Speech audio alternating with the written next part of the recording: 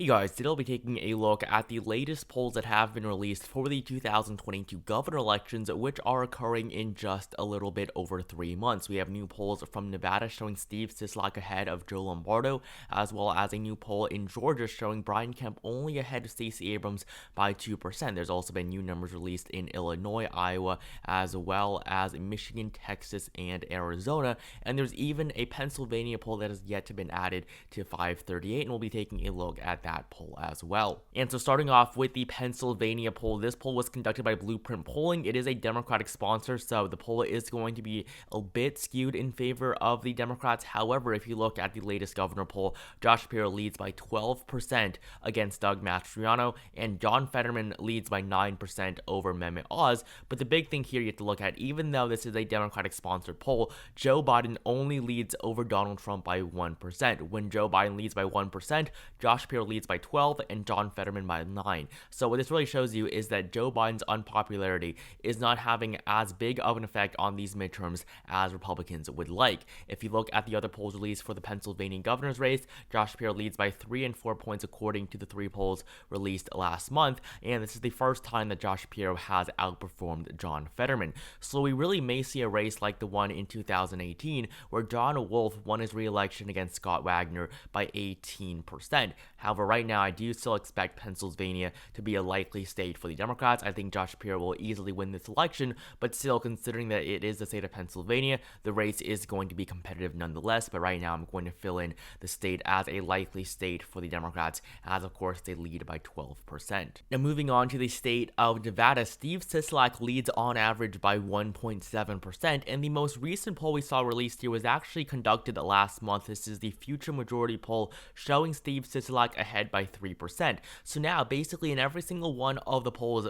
conducted since the beginning of the month of April, Steve Sisolak leads in all but one. The last 6 polls, 5 of them, show Steve Sisolak leading over Joe Lombardo, and the 538 average currently is 1.7% in favor of Sisolak. Sisolak was elected in 2018 against Adam Laxalt. Yes, this is the same Adam Laxalt that is now running against Catherine Cortez Masto. So Steve Sisolak won his last race by a margin of 4%. This was considerably larger than what we were expected to see. If you look at the RCP average last time around, Adam Laxalt actually led by a margin of 0.6% on election day. So Steve Sisolak really did overperform the polls by a margin of 4.7%.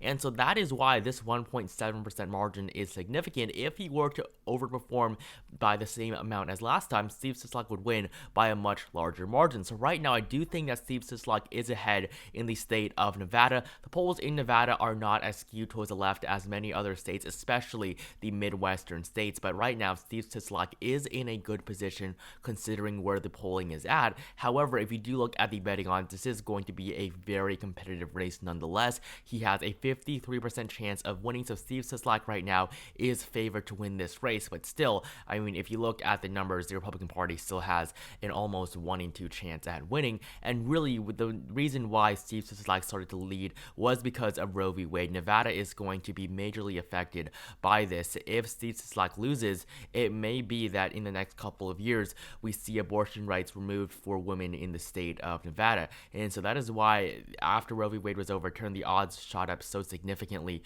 for the Democrats, and we're just going to have to see whether or not Sisolak can hold on to his lead. The polling right now is favorable for him, but still, this is Nevada, and this is expected to be a year in which Republicans overperform the Democrats. So we're just going to have to see what numbers come out in the next couple of months. But right now, Steve Sisolak is definitely polling much better than expected. I mean, if you look at a poll conducted by the Lombardo campaign just at the beginning of this month, Sisolak leads by a margin of 2%. That is significant. I mean, this poll should go to Joe Lombardo considering that it is his campaign office that is actually funding the poll. So right now in the state of Nevada, it is going to be a lean Democratic state according to the latest numbers that we're seeing. In another race in which we have a competitive governor election in is the state of Georgia, where Brian Kemp currently leads over Stacey Abrams by a margin of 5.7%. Now, this is stronger than the margin that he led over Abrams in 2018. If you look at the final polls on election day, Brian Kemp led on average by 3% and only won by 1.4%. So yes, Brian Kemp did underperform in 2018, but he still did end up winning. And the issue here for Stacey Abrams is that when governors run for re-election, they typically win by larger margins. Yes, Stacey Abrams did have a very impressive result in 2018, but 2022 is a very different year. In 2018, Donald Trump was the very unpopular sitting president. This time around, Joe Biden is the very unpopular sitting president. If you look at the 2016 presidential election results, Trump won Georgia by 5%. This was way before Joe Biden won Georgia or Jon Ossoff and Raphael Warnock won the Senate seats there. This was in 2018 when Democrats had not had a high-profile win in Georgia for a very long time. So Stacey Abrams' 1.4% margin was very impressive at the time, and still, if she does it again in 2022, it would be impressive once again. But if you do look at the polling that was conducted in 2018, you'll see that Stacey Abrams led in many of the final polls released in October, and if you look at the polls in which Kemp led in, he only led by 1 to 2% in basically all of the polls, with the exception of the final poll released by Trafalgar Group. However, if you compare them to the polls released this year, you'll see that Brian Kemp leads by much stronger margins in basically all of the polls released. Kemp normally leads by around 5 to 10%, and there's only been one poll showing Stacey Abrams ahead, and that was a poll showing her ahead of David Perdue, who ended up losing the Republican primary. And so if you look at the Senate polls compared to the governor polls, you'll see that Raphael Warnock actually leads by a margin of 1.3%. So while Stacey Abrams is behind by 5.7%, the Democrat in the Senate election is ahead. If you look at this most recent poll released by Fabrizio, you'll see that Warnock was leading by 3%, while Kemp led by 7% on the gubernatorial level. So there is a big discrepancy between the governor and Senate elections, and that really just goes to show you that Stacey Abrams is not doing as well as Raphael Warnock. So right now, she is not expected to win her race and is down in the polls by 5%. So Georgia is actually going to be a likely state on this map, according to the latest polls. In the state of Illinois, J.B. Pritzker is actually in a surprisingly close election. The Democratic incumbent only leads by 10% in the most recent poll released. A previous poll showed him up only by 7%. This was funded by a Republican super PAC, but these two polls are a far cry from the 28% margin that he had at the beginning of this year. If you look at the 2018 election, J.B. Pritzker destroyed Bruce Rauner, the Republican incumbent, by a margin of 16%. This was a 20% shift to the left from the 2014 race where Bruce Rauner defeated Pat Quinn by 4%. Rauner won every single county except for the county in which Chicago is located in, and this was a big victory for the Republican Party just 2 years after Barack Obama won Illinois by a solid margin in 2012. And of course, Illinois can be said to be one of Barack Obama's home states, as of course he served as a senator there before becoming U.S. president. And so if you look at the 2018 election, it was a very impressive victory for J.B. Pritzker, defeating a Republican incumbent governor. However, according to the latest polls, J.B. Pritzker is expected to do actually worse this time around than he did in 2018. So right now, Illinois is only going to be a likely Democratic state, according to the latest polls that we've seen. And if you look at the last couple of elections on the presidential level, Illinois really is not shifting any bit to the left. If you look at the 2020 election, Biden won it by 17 points. 2016, it was 17.1 for Clinton. In 2012, Obama won his home state by 16.9. The last time that Democrats really won Illinois by a very large margin was in 2008 when Obama carried the state by 25%. So Illinois, not as solid blue as it once was, but still J.B. Pritzker is expected to win his re-election. Now moving on to the state of Iowa, Kim Reynolds is fully expected to win her second term in office after a very close victory in 2018. If you look at the last election, Kim Reynolds only defeated Fred Hubbell by 2.8%. It was a very close race. This was 2 years after Donald Trump won Iowa by 9.4% on the presidential level. So 2018, the governor election was not that solid for Republicans at all, but this time around, she is expected to win by almost a solid margin, maybe a solid margin, but we're just going to have to see. If you look at the candidates here, Rick Stewart is going to split the vote with Kim Reynolds. The more conservative vote is going to be split, and so that's why Kim Reynolds may not end up winning by over 15%, but we're just going to have to see. Detra DeGier is not that strong of a candidate. If you look at the latest polls, Reynolds leads by 14 points in the most recent one released earlier this month. If you look at a poll released a little bit earlier, Kim Reynolds led by 17%, and so right now Kim Reynolds is around that 15% mark. I'm actually going to categorize it as being solid. I do think she can win by a solid margin. She, of course, is another incumbent running for their re-election, and of course, incumbents do typically win by much larger margins than they did the first time around. So without Detra Buttigieg really being that strong of a candidate, we're just going to have to categorize Iowa as being a solid Republican state. I don't think Democrats stand a chance here at all. So Iowa is going to be the 24th state for the Republicans on this map, with Kim Reynolds winning her re-election. Now, in the state of Michigan, we also have a surprisingly solid race. Gretchen Whitmer was able to win in 2018, her first term, by a margin of almost 10% against Bill Schuette, so this was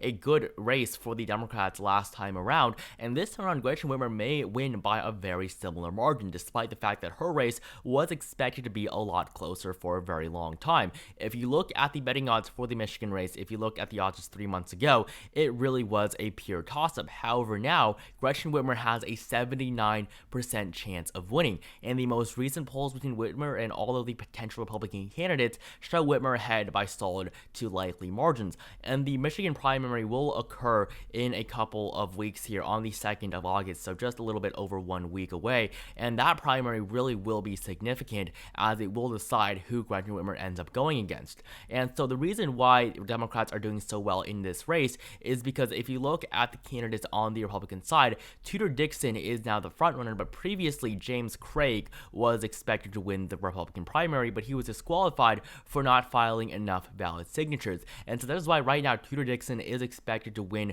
the Republican nomination, despite only having around a quarter of support within his own state. And basically all of the other polls, except for this most recent one, actually show a plurality of voters being undecided. And of course, that is because of this big shift after James Craig was disqualified. So James Craig was a candidate that polled neck and neck with Gretchen Whitmer. However, all these other candidates are basically unknown in the state, and so that is why Gretchen Whitmer has polled so well against them. If you look at the polls between Craig and Whitmer, I mean, the final poll released between the two showed Whitmer only leading by a margin of 1%. So right now, the Michigan governor's race is going to be one in which Gretchen Whitmer is probably going to win. I think that there's no doubt about that. I think that she can win by over 5% definitely, but the race is probably going to narrow up as election day nears and we get a Republican candidate. But right now, Gretchen Whitmer is in a very good position going into her re-election to a second term in office, no matter who she goes against. And Tudor Dixon right now is polling behind Gretchen Whitmer by double digits, and the previous poll showed him down by 37%. So the state of Michigan, I'm going to categorize as being likely for the Democrats based on the polling data that we're seeing.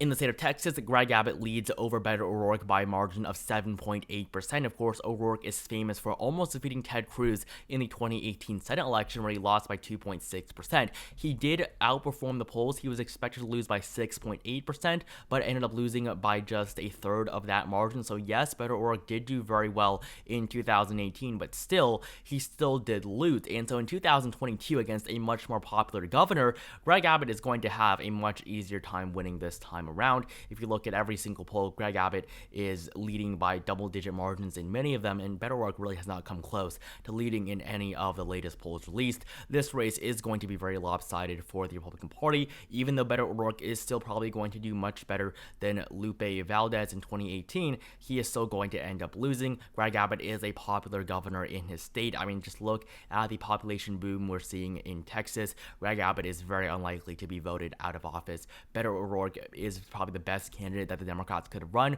but still the best candidate is not enough. Texas is still a red state. Even though it is shifting to the left, 2022 really is not going to be the year in which it flips, and I mean, this 8% poll margin really just shows you how weak of a position Democrats are in the state of Texas currently. So the state of Texas is going to be likely for the Republican Party as well. I think that that's going to be the margin that we're going to see for Greg Abbott. I think around 10% is very likely, not going to be a solid race. Beto O'Rourke is still a strong candidate, but still he is going to end up losing the race in Texas, and every single poll right now does suggest this as well.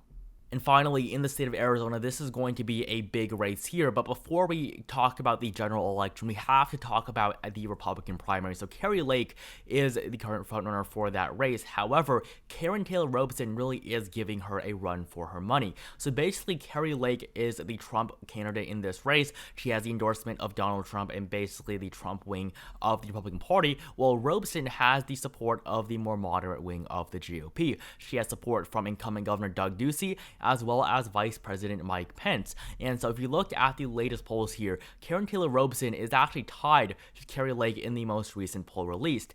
Kari Lake has led in all of the other polls released previously. However, Robeson really does have a chance at winning this election. I think that as of right now, Robeson is the one with the momentum. I mean, if you look at the graph here, Robeson has been increasing her numbers significantly over the last couple of months. And so right now, Kari Lake is in a very vulnerable position, and she really is not campaigning on what she really believes in. She is just going for the Trump vote, and I think it is clear to a lot of voters. And Doug Ducey has been attacking Kari Lake continuously, and as the incumbent governor who won by 14% in 2018, his attacks are going to make a difference. So right now, we're just going to have to see who wins the primary on the 2nd of August. Arizona is going to be one of the big states there next week, and I will be covering these primary races, of course, as we have a lot of very high-profile elections on that day. But no matter who it's going to be on the Republican side, Katie Hobbs still leads by 5 and 9%. So Hobbs is the incumbent Secretary of State of Arizona. She's the only major elected Democratic official besides the 2 senators. But if you look at the most recent polls released, Katie Hobbs does lead in every single one of them. The last time that any Republican led in a poll against Katie Hobbs was all the way back in February, where Kari Lake led by just 1%. So right now, Katie Hobbs is looking like she is in a good position, at least according to the polls. However, these are all Democratic funded ones, so we're just going to have to see when more independent sponsored polls are released. But right now, we're just going to have to wait until to see who ends up winning the Republican primary. That, of course, is going to be a big race. I mean, it really is a very high profile one. We have Donald Trump and Mike Pence dueling against each other, holding rallies in the state of Arizona. So we're just going to have to see what happens there. But right now, Democrats are in a good position. I'm going to categorize the state of Arizona as being a lean state on the gubernatorial level. And so basically, we've gone over all of the governor races that we've seen recent polls from. I'm going to fill in the remaining states on this map, starting off with Maine. For the Democrats, they're still likely to end up winning this race. Wisconsin is likely to go to the Democrats as well. I'm actually going to categorize it only as being a tilt state. It really is going to be a very competitive election. 538 does give Tony Evers a 67% chance at winning, though, and in the state of Florida, it's going to be lean Republican with Ron DeSantis defeating Charlie Crist. So right now, the governor's map, at least based on the polls, really is very competitive. 26 for the GOP, 24 for the Democrats, and so right now, these races are going to be very competitive. I'm not saying that Democrats are necessarily going to win in Arizona or Nevada or even Wisconsin, but according to the latest data, Democrats are in a good position here. So this is simply the 2022 governor's map based on latest polls. So comment down below which party you think will win more governorships after this midterm and which races you are watching. Like this video if you're new, to subscribe to my channel if you have not, and I will see you guys in the next video.